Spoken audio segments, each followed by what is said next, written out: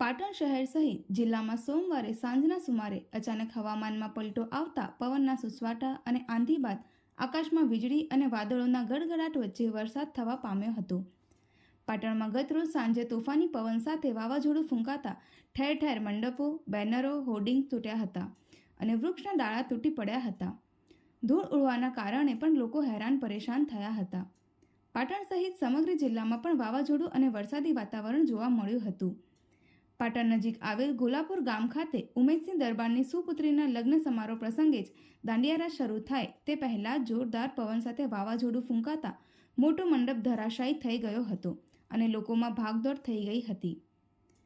મંડપને નુકસાન થવાથી લગ્ન પ્રસંગમાં રંગમાં ભંગ પડ્યો હતો, તો બીજી તરફ મંડપ પડી જવાના કારણે અંદાજે 2 થી 2.5 લાખ જેટલું નુકસાન થયું હોવાનું પણ ઉમેશસિંહ દરબારે જણાવ્યું હતું.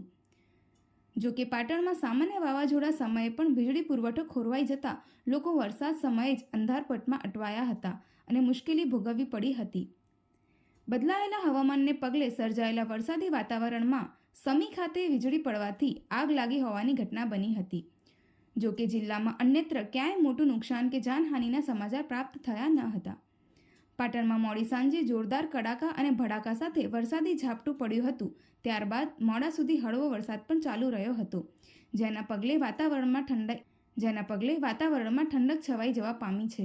જો કે વાવાઝોડા જેવું વાતાવરણ શરૂ થતાં જ પાટણ શહેરમાં વીજળી ડૂલ થઈ જતા લોકોનો લાંબા સમય સુધી કાલે પોચના રાત્રે 9 વાગ્યાના સુમારે અમારી દીકરીવાના લગ્ન હોવાથી ભયંકર વાવાઝોડું અને મંડપનું ભયંકર નુકસાન થયેલ છે તથા રસોડાનો તમામ માલ સામાન બગડી ગયેલ છે અને અતિ ભારે નુકસાન વાવાઝોડાથી મંડપનો સત્યાનાશ નીકળી ગયેલો છે અને ખૂબ આર્થિક રીતે અમને નુકસાન પડેલ છે.